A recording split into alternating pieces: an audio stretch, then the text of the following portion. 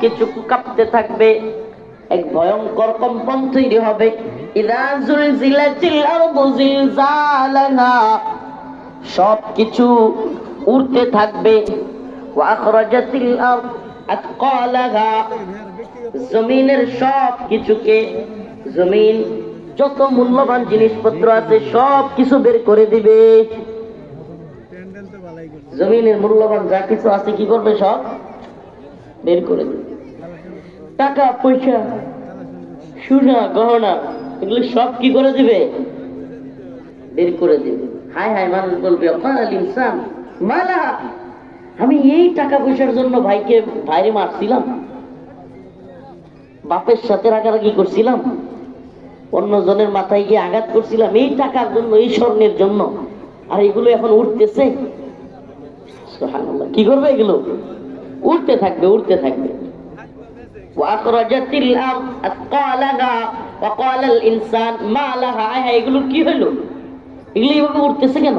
মানুষ বলতে থাকবে অবাক হয়ে। বুঝছি, এগুলো তেমন একটা গায়ে লাগে না। কত শুনছি কিয়ামতের কথা, দাজ্জালের কথা, কবরের কথা। আমরা কি আর মরবা? আমরা চিনি, আমরা এলাকার কেউ মরে না। ব্যবসা এরকম না, চেহারার দিকে তাকাইলে, কিয়ামতের কথা বললে, কবরের কথা বললে একটু ভয়ও নাই, মানে চেহারার মধ্যে পরিবর্তন ন্যূনতম নাই। আমাদের কি হয়ে গেল ভাই?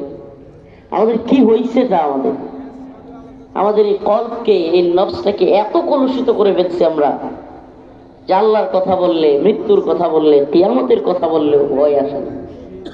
কি ভয়ঙ্কর দিনগুলো আসবে।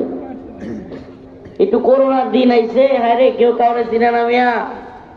একটু করোনা আইছিল, করোনা এখন তো চলে গেছে, এটিও বুঝলাচ্ছে মানুষ। এগুলো মনে রাখার এত সময় আছে নাই, এত সময় পাওয়া যায় মনে রাখা। কিন্তু যখন ছিল অবস্থাটা কি, আমি আমার এলাকায় দেখেছি, আমার গ্রামে আমার চাচাতো ভাই মারা গিয়েছে। তার আপন ভাইয়েরা, চাচাতো ভাই বলতে পার্শ্ববর্তী বাড়ির আপন চাচাতো ভাই না, একেবারে তার আপন ভাইয়েরা গোসল পর্যন্ত দিতে চায় নাই, লাশ ধরতে পর্যন্ত যায় না। ওই অন্য বাড়ির লোকেরা আইসা